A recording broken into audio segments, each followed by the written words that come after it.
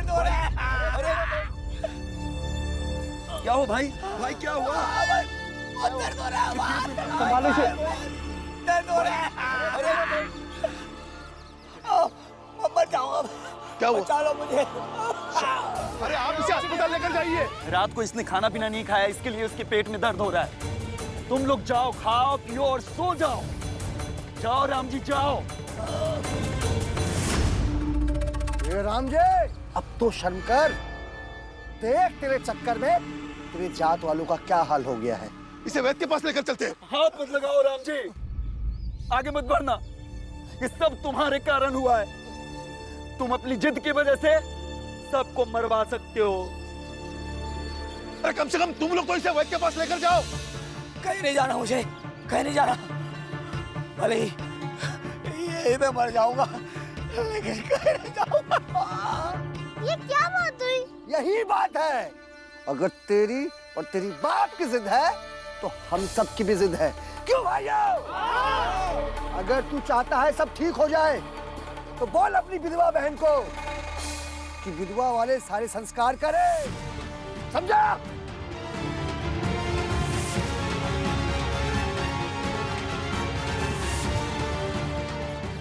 भीम, अब जवाब दो इन्हें। क्या अपनी जिद के लिए इनकी जान ले लोगे? जानबूझकर एक ऐसी घटना को कारण बनाकर अपनी बात को मनवाना किसी को मजबूर करना होता है, और आप लोग हमें मजबूर नहीं कर सकते। इन सब की जिद की वजह से तुम मर जाओगे। चलिए इलाज करते हैं। मैं कहीं नहीं जाऊंगा। अगर आप लोगों को लगता है ना कि मैं आप लोगों को मजबूर कर रहा हूँ तो कुछ मत कीजिए।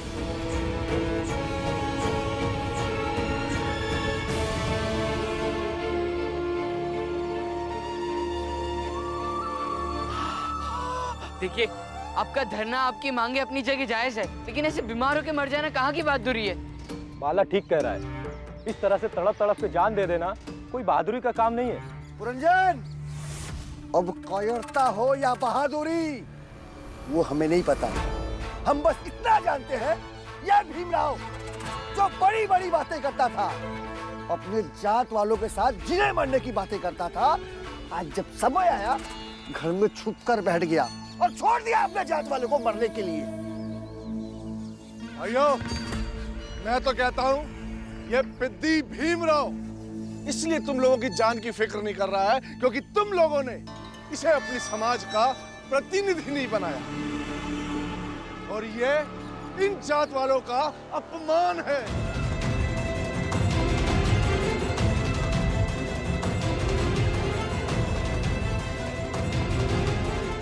चलो पंडित जी।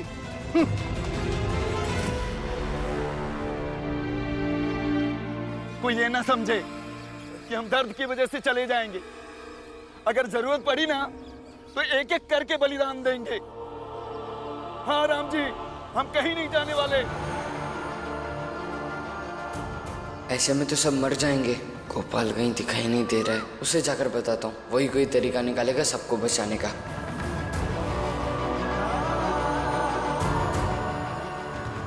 जाओ राम जी जाओ।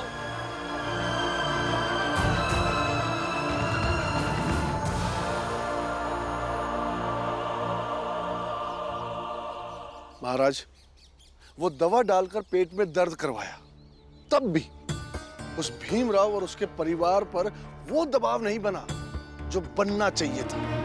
हाँ महाराज, भीम के इरादे टस से मस नहीं हो रहे। अब आप ही बताइए क्या करें महाराज। अभी तो सिर्फ पेट दर्द शुरू हुआ है, अब धीरे धीरे उसकी तबीयत और खराब हो जाएगी, उसकी हालत और गंभीर हो जाएगी। अब देखते हैं कैसे भीमराव और उसका परिवार इस सब से बच सकता है।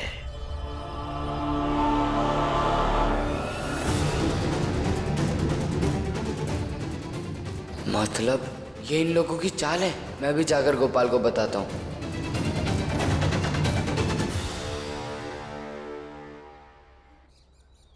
गोपाल, गोपाल, गोपाल, गोपाल, जल्दी चलो। हमारी जाति के एक काका के पेट में बहुत तेज दर्द शुरू हो गया है। ये महाराज और उच्च जात के लोगों की चाल है और उनकी चाल में सब फंस रहे हैं।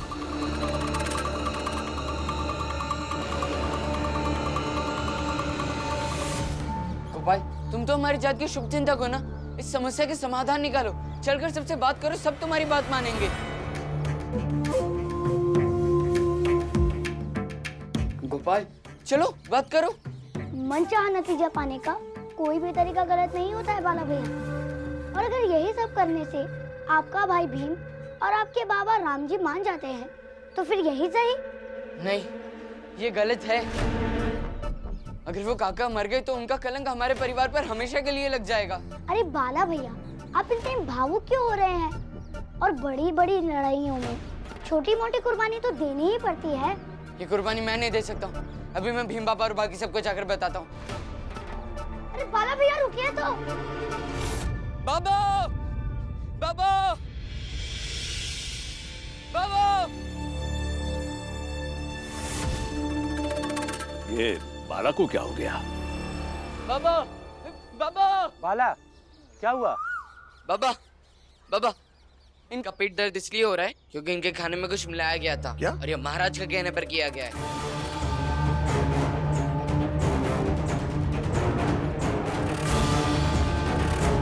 ए बाला, तेरा दिमाग खराब हो गया है क्या?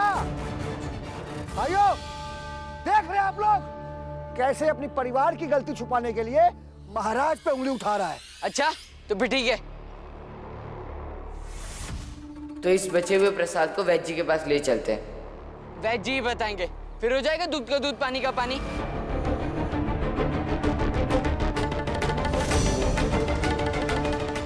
हाँ तो ले जाना, करवा ले जांच।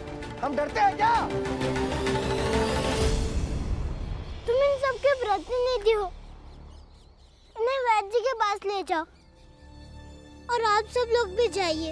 ऐसे बेवजह जिद करने से कोई फायदा नहीं है। बेवजह जिद नहीं है भीमराव। महाराज ने अगर इस व्यक्ति को दवाई दी, यही जांच का विषय हो सकता है। लेकिन ये जांच का विषय नहीं है कि यह व्यक्ति दर्द सह रहा था और सह रहा है। और जो ये लोग यहाँ पर खड़े हैं, वो महाराज के कहने पर नहीं हैं, बल्कि खुद से हैं। और जो ये कहना चाह रहे हैं, वो खुद कह रहे हैं। तो फिर किसी साजिश का हवाला देकर इनकी भावनाओं को कमजोर करने की कोशिश मत करो भीमराव।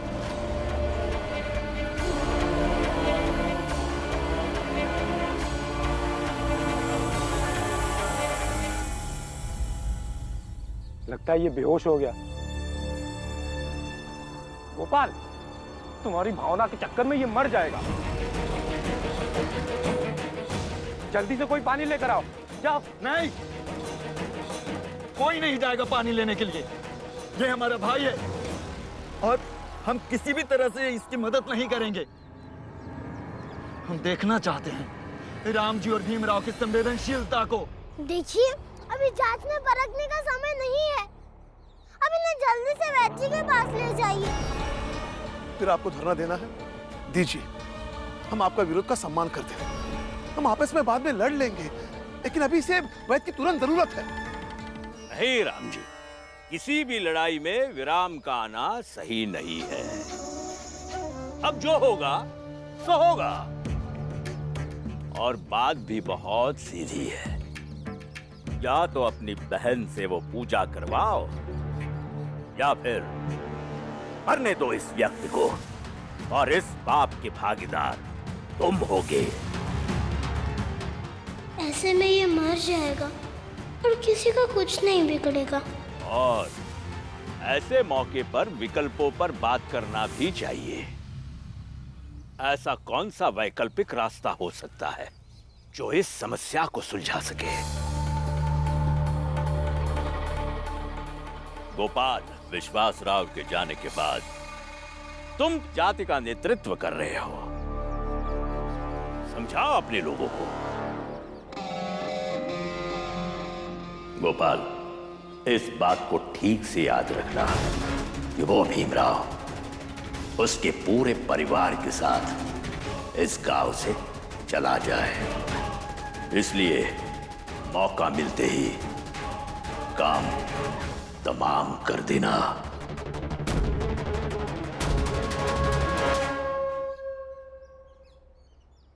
फिर क्यों ना भीमराव, तुम और तुम्हारा परिवार इस गांव को छोड़कर चला जाए।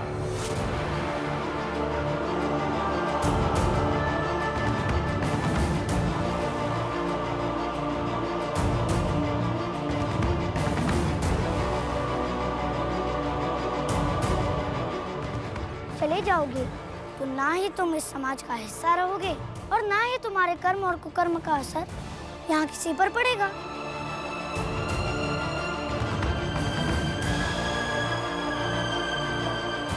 हाँ, तुम्हारे जाने का दुख तो अवश्य होगा, लेकिन अपने अस्तित्व और सामाजिक परंपराओं को बचाने के लिए कई बार अपने दुखों को सहृदय स्वीकार करना चाहिए।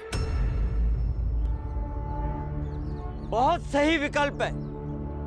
मुझे तो लगता है इन पापियों के जाने से गांव में शांति और बढ़ जाएगी। वाह गोपाल वाह, क्या रास्ता निकाला है। हम सब गोपाल का समर्थन करते हैं। क्यों भाइयों? आप लोग साफ साफ क्यों नहीं कहते कि हम सातारा छोड़कर चले जाए? तुम जो कह रहे हो वो हमारी मनसा हो सकती है, इस सच को हम नकार नहीं रहे, किंतु राम जी, परिस्थिति की मांग भी तो यही है ना।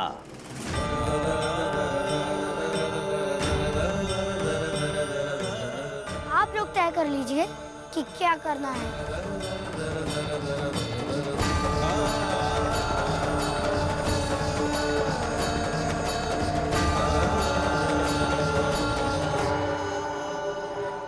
यही रहेंगे, साथ रहेंगे।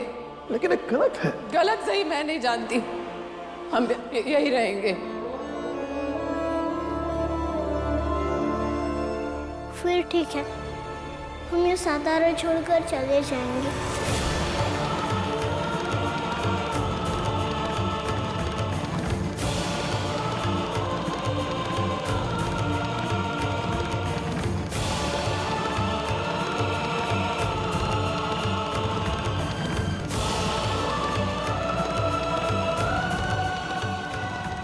लेकिन पहले आप इन्हें अस्पताल ले जाइए।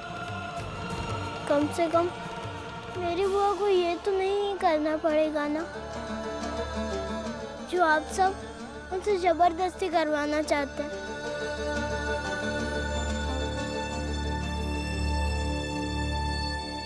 हम कहीं जाएंगे या नहीं जाएंगे ये तय करने वाले तुम कौन होते हो? बाला भैया, आपको नहीं चलना तो मत चलिए, अब यहीं रह सकते हैं। वैसे भी ये समाज आपके लिए ज्यादा अनुकूल हो गया है।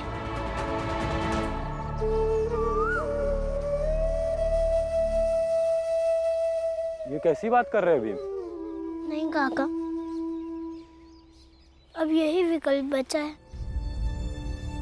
राम जी, तुम ही समझाओ ना इसे। नहीं पुरंजन, भीम सही तो कह रहा है। अभी सातारा में अपना भी तो कोई नहीं है, और दुख इस बात का है कि हमारे साथ तुम नहीं हो।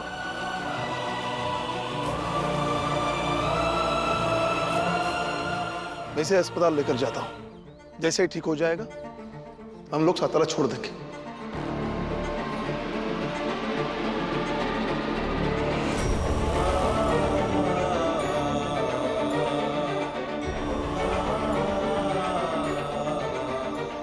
आनंद, बेटा कंबल लेकर आ।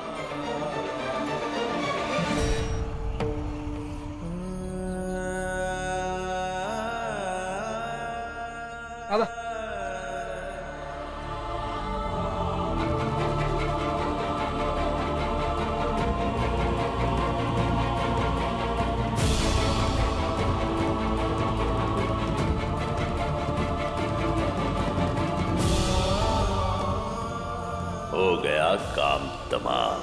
अब राम जी और भीमराव का जीवन सातारा में यहीं तक।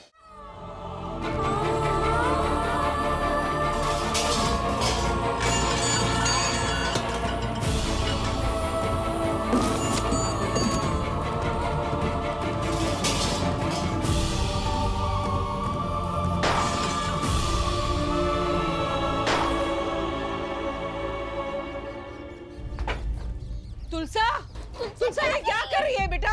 ये क्या कर रही है? सब उजाड़ रही हूँ। अगले दिन मैंने तो सब कुछ बताया था, लेकिन ये गाँव वाले चाहते हैं कि हम यहाँ से कहीं और चले जाएं। और बाबा और भीम ने उनकी बात मान ली, तो क्या करूँ मैं? सब तोड़ दूंगी। रुक जा बेटा, रुक जा। कुछ भी ऐसे कहीं और नहीं जाएगा, सब खत्म कर दूंगी, सब। लेकिन यहाँ से किसी को भी कुछ भी ले जाने नहीं दूंगी, कुछ भी नहीं। लेकिन इन सब चीजों से क्या हल निकलेगा? वही तो मैं जानना चाहती हूँ कि हमारे सातारा छोड़ने से क्या हल निकल जाएगा। जहाँ हम जाएंगे क्या वहाँ परेशान करने वाले नहीं होंगे? वहाँ पर आएंगे तो देख लेंगे, लेकिन अब हम सातारा में और नहीं रहेंगे। जब यहाँ नहीं देख पाए तो वहाँ क्या देख लोगे? चुप रह, क्या बकवास कर रही है तू? बकवास नहीं, सही कह रही है वो। क्या सही कह रही है? अरे बताइए ना क्या सही कह रही है। अब तो बीच में बोलो ही मत, ये सब आपकी वजह से हुआ है। मेरी वजह से हो रहा है? अरे भीम की वजह से भी तो हो सकता है, लेकिन तुम तो उसका नाम लोगे नहीं, तरफदारी जो करते हो। मुझे पता है कि जब वो सही है तो क्यों लूं मैं उसका नाम? अरे शर्म आती है मुझे आपको बड़ा भाई कहते हुए। आपको तो भीम के पाँव धोकर पीना चाहिए, लेकिन आप जैसे कृतज्ञ इंसान ये सब कहाँ याद रखते हैं? ज्यादा बोल रहे तू। मैं कम बोल रहा हूँ। जब आप मुसीबत में फंसे तो भीम ने आपको उससे बाहर निकाला ना। और ये दोस्त तो आपको 2 दिन से ही मिला है ना, लेकिन इससे पहले तो भीम ही था जिसने आपकी इन गाँव वालों से रक्षा की थी। लेकिन आपको ये सब चीजें कहाँ से याद होंगी? जाइए जाइए जाइए, अरे जाइए ना। तू मुझे भगाएगा? हाँ, खुद भगोड़ा है, मुझे भगाएगा तू? हाँ, मैं भगा सकता हूँ आपको, बल्कि यहाँ पर जितने भी इंसान खड़े हैं सब भगा सकते हैं, क्योंकि आपने काम ही वैसा किया है भैया।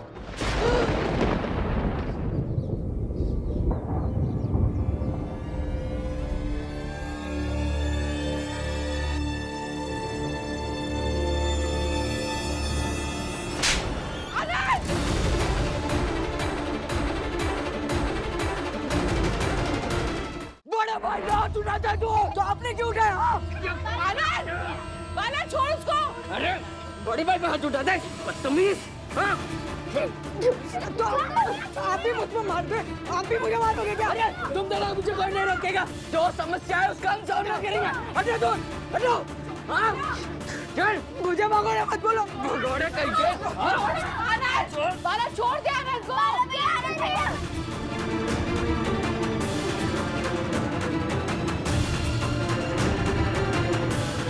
आनंद वाला क्यों लड़ रहे हो तुम? छोड़ो मुझे। आनंद वाला। गोपाल छोड़ा इन लोगों को। ये दोनों के बीच के आपस की लड़ाई है, लड़ने दीजिए इन्हें। जो जीतेगा उसे ये समाज सम्मान देगा। आनंद वाला छोड़ो एक दूसरे को। लड़ो लड़ो और लड़ो। आनंद वाला, आनंद वाला, वाला, अरे छोड़ो, वाला, अरे छोड़ो एक दूसरे को। खड़े जाओ।